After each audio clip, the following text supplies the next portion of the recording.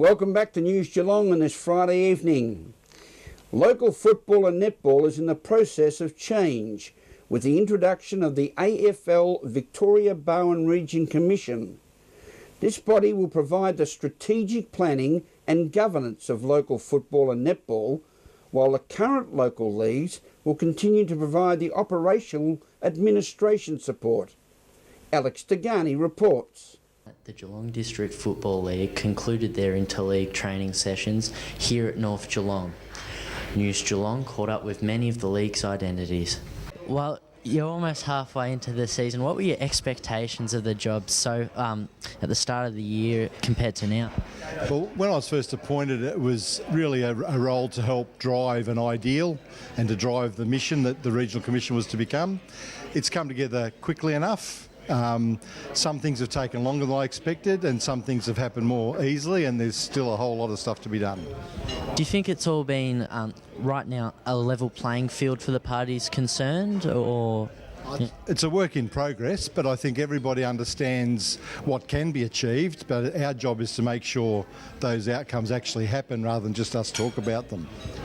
Looking back at these first 6, 7, 8 weeks, what's been the feedback from the clubs scattered across the region? It's interesting, a lot of the clubs have a really good understanding of what we're trying to achieve and how we're going to do it, and a lot of the clubs have almost or very limited knowledge of how it works, and our job in the next 2 or 3 months will be to make sure that we can communicate the strategy to those people. So our first task after June 1, when Lee Hartman officially takes on the role of RGM, will be to undertake a situation analysis which will build into a strategic plan, and to do that properly we expect to speak to every stakeholder face to face. So that'll be the task for the next couple of months. And will the current leagues continue to work on a day-to-day basis, or has it all been absorbed? No, the current leagues will continue in their current roles. We'll be there to look at policy of how things are done, but to assist them wherever we can, and that's in the appointment of resources like the football development managers for a whole host of things, from Auskick up to an interleague and coaching panels and coaching accreditation, so everything in between. And our job is to grow the game, so we're looking at growing women's footy, super rules, and making our clubs stronger by starting at the bottom, building the base. For those puzzled with the current local football hierarchy, obviously there's all these new positions and all,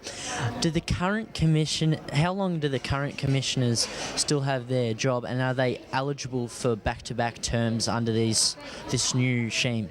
Yeah, they are. The commission stands until 2015.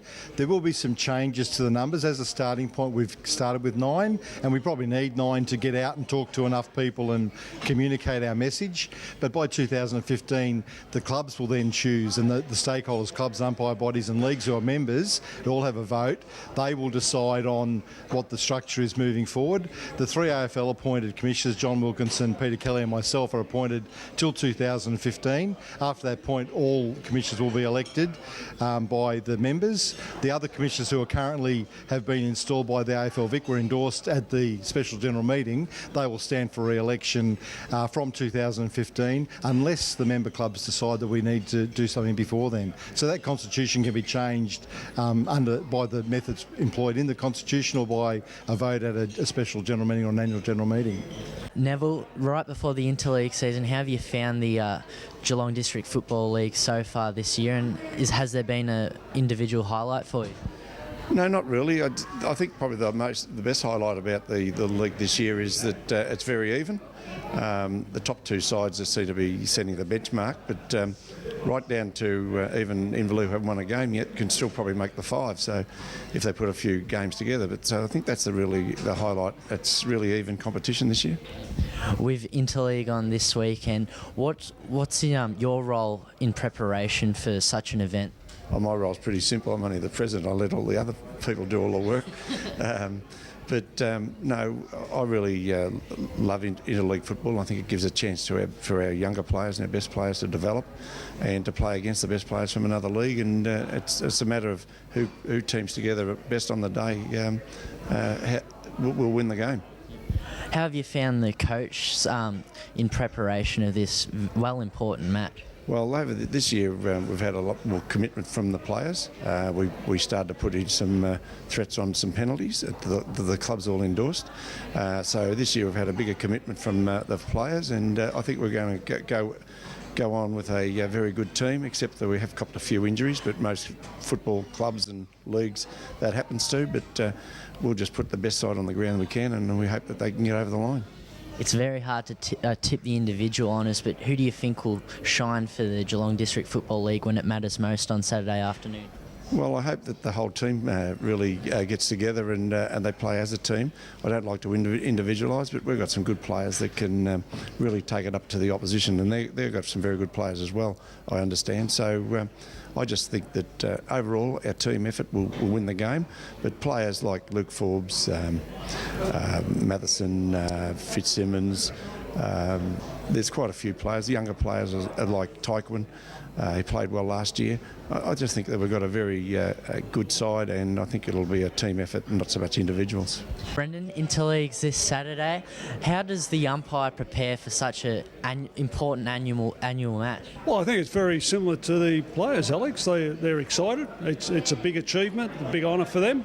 They take it very seriously, so they continue their training. They certainly watch their nutrition through the week, review rules, review video, and come along switched on as they can be. Now, I'm sure every umpire wants to be on the field for that opening bounce between the two leagues. Unfortunately, they can't all do it this weekend. Could you tell us about those who will be bouncing the ball come 2 p.m? Sure, the umpires have been appointed at the end of the league are from our organisation, are certainly at our very top level. And they come through the AFL Victoria Country Umpire Academy. So they've been training together as a group. It's not just umpires from Geelong, it's umpires from right across the state. There's been a number of training sessions held since February in different locations.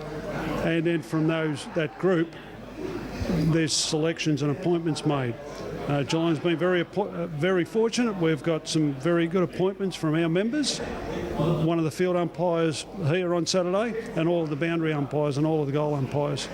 Could you tell us much about that one field umpire? Oh, Josh Brown, young bloke, I think very early 20s, extremely good, very switched on, loves his umpiring, and I think in time he'll probably have the opportunity to progress beyond local football. Now, you mentioned he'll be joined by some other umpires. Do you have much of their background? No, I don't, unfortunately. Sorry, I can't help you there. But No. They've come out of the academy also. Well, following this match, of course, it's a great honour for anyone involved in an interleague match. Do you believe this credential, would entitle the umpires to bigger things such as, championship matches between TAC Cup players? Well, not exactly TAC, but certainly they will be observed themselves. Of that status. Yeah. There'll be umpire coaches on Saturday observing the performance. They'll be evaluating the umpires, and then those that are designated to be the best from this and the other interleague games will have the opportunity to be appointed to Vic Metro versus Country, that type of thing. At the home of the North Geelong Magpies, this is Alex Tigani for News Geelong. Just spun out of the pack, went forward to the leading player in McLeod. He came out and took a strong diving mark, and that is champagne footy from the break. Absolutely magnificent there, Shallis. Andrew Shallis just broke away, just spun out and hit the leading player. You know, what we call red time, last minute's been all Geelong, whereas Heathcote, really should have tightened up, made a scrum of it for the last minute and a half and tried to stop this barrage at the moment. McLeod comes in, ball from about 45 metres out. Quarter time and try and restrict the scoring. So, 9 goals, as you said, kicked in this quarter, so it might be a long one as Semmel wins it out. He's been impressive so far in this first quarter. Kicks it to his teammate Gleeson, but the siren will interfere. Ryan Mansbridge Savage, Brian Walsh, Traz Fitzgibbon and myself will be with you for that one. But we're underway here in the second quarter. It's one out of the ruck by Gitcham. Try to get it straight to that man Semmel, who we've chatted about. He gets it out to a teammate now for the Heathcote District Footy League. Just trying to build here. Kick out towards the wing. Couldn't make the distance. It's Tom Curry. He couldn't trap it in the field of play, and it's going to be thrown in. Thank you, Alex. This is News Geelong, hot off the press, as we go to a break and return with regional roundup and weather after this.